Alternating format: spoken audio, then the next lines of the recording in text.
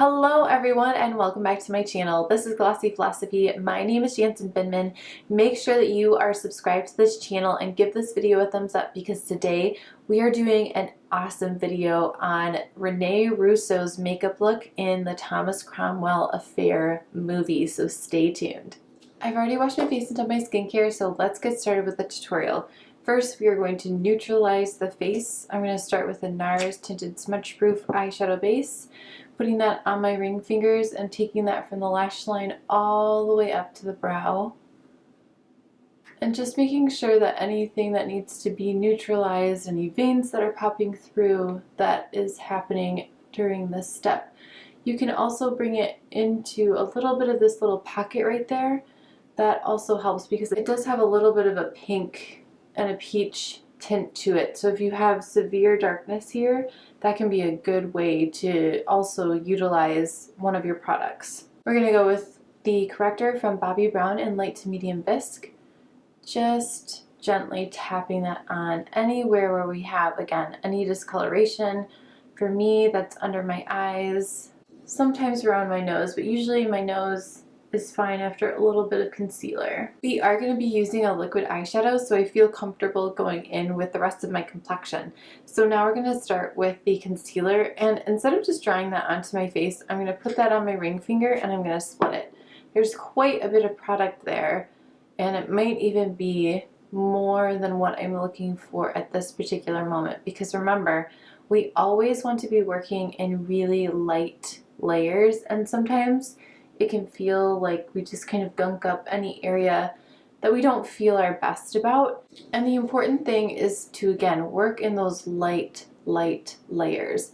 So I'm going to go in with my 57 brush and just tap that in, and making sure that everything is really nice and blended, but also bouncing where I need the most coverage. Remember, where you bounce, you get more coverage. Where you do swiping motions, you're going to see the skin peeking through a lot more.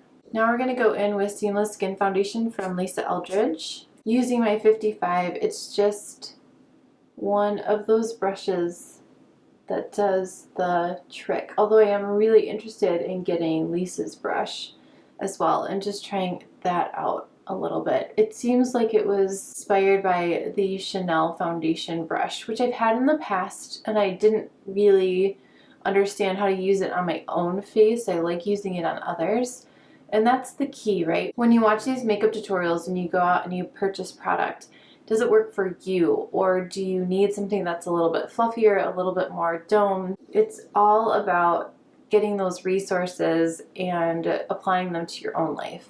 And then just a little on my forehead to make sure that everything is nice and cohesive. Now we're going to move on to a really fun new trick that I just kind of re-remembered with Lisa. She took one of her lipsticks and she mixed it in with her highlighter, and that is how she created the perfect blush to go with her lip look that she was doing. And I think that's such a fun one, especially in the winter when our skin is feeling a little bit dry and we just need a little bit more glow, a little bit more help. So first I'm going to put down a little bit of the highlighter, and then I'm just going to draw on my hand with my lipstick and I'm going to blend it together. So I have two groups. I'm going to blend it together and it creates a really beautiful blush. And then we just tap that in with our fingers, and we'll be using the same lipstick on our lips.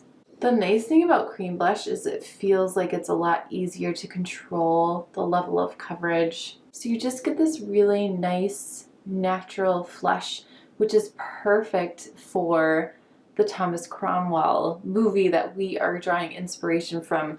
Rene Russo's makeup and wardrobe is phenomenal. If you are a fan of Thomas Cromwell Affair from the 1990s, make sure that you go back and watch the Wednesday video because I break down a lot of Rene Russo's looks, and it was so fun to film, and again, oh, just so good aesthetically. What a beautiful movie. So this is Spirited Away, and I'm going to put that on my lips.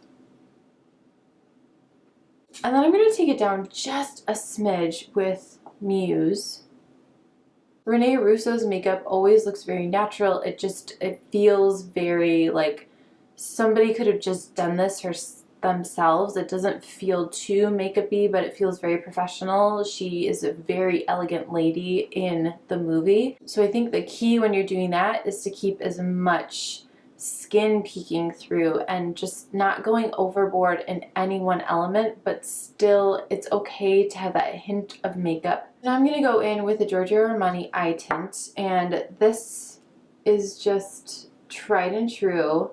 So good. Adds a little bit of a lift to the eye without going overboard. And I'm bringing that right up into the socket, and I will blend that out with my finger because remember, cream eyeshadows do tend to set. So you can't bounce, you can't do both eyes and then expect to be able to blend it out. You need to work one eye at a time, blend, and then move on.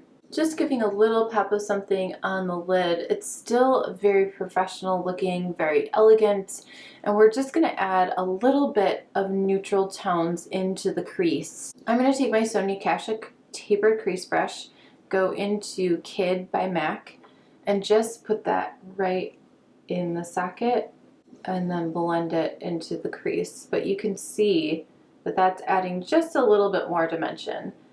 And that might be all that we need. It's good to have a plan when you start, but sometimes it's okay to change. It's okay not to put all of those eyeshadows on, and it's okay to add more. You just want to reassess because your face does change. As we get older, your face is going to change a little bit every single day. Skincare that you're using, maybe you're trying out some new skincare, and all of a sudden things start to look a little bit different, a little bit smoother, a little bit more lifted. All of these things are very possible. So it's good to have kind of your look in mind, but it's also okay to reassess as you go. So now I'm just taking my 217 and I'm just softening those edges a little bit. Kid and the eye tint are very, very similar. So now I want to grab something that's just a little bit darker, a little bit different, and I'm actually going to go in with my bronzer from Charlotte Tilbury. Your bronzer is a phenomenal eyeshadow. Now this has quite a bit of warmth, so we just want to be careful that we don't go overboard. Before we do anything else, I need to fill in my brows because that is feeling really out of balance, and then I can go back and see what kind of eyeliner I want to do.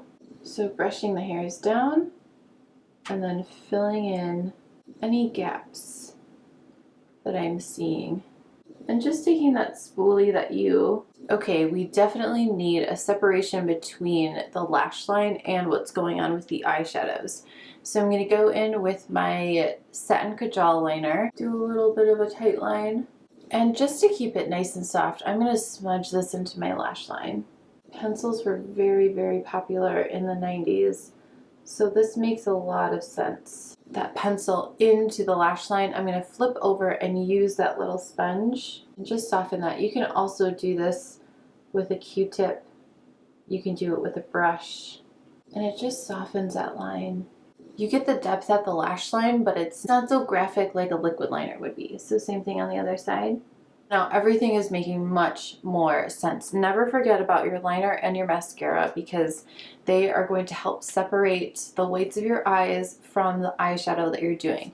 I don't want to do any more eyeshadow. I like everything that's happening, so we need to powder. I'm going to leave my eyes alone for a moment so they don't get too watery. I'm going to powder and then I'm going to go in and do my mascara.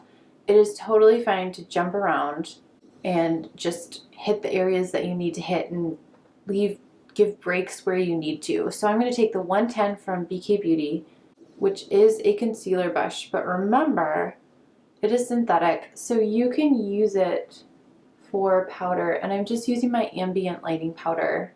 If I was actually going on set, then I would switch to my Chanel because it would mattify much more, and the lights on a movie set can be quite intense actually. It's kind of like stage, and sometimes they can be really, really close. So if you are doing this for a wedding, for a client, for a stage, or a movie, switch your powders. Don't use the ambient lighting.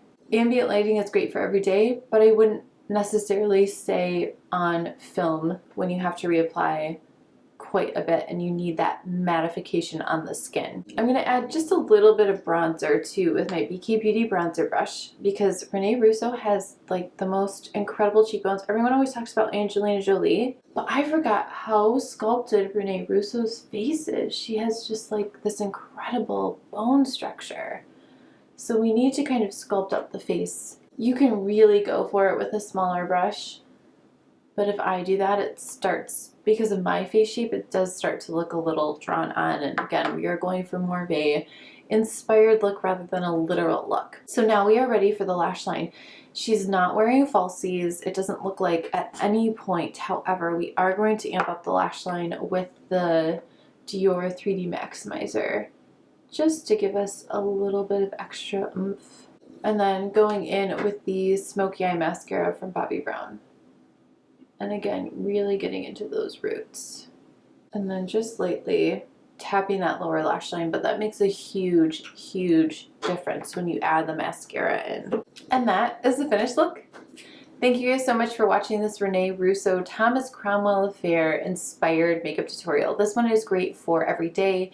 It's great for the office. It's great just for pretty much any occasion. You can always amp it up for evening if you want to, but it's a great wearable look that you can do very quickly and very easily on a daily basis. I do fashion videos every Wednesday, beauty videos every Friday. Also make sure that you are following me on Instagram and Shorts where I break down the looks a little bit more to make your life a little bit easier and a little bit more glossy. And I will see you very soon in the next one. Bye!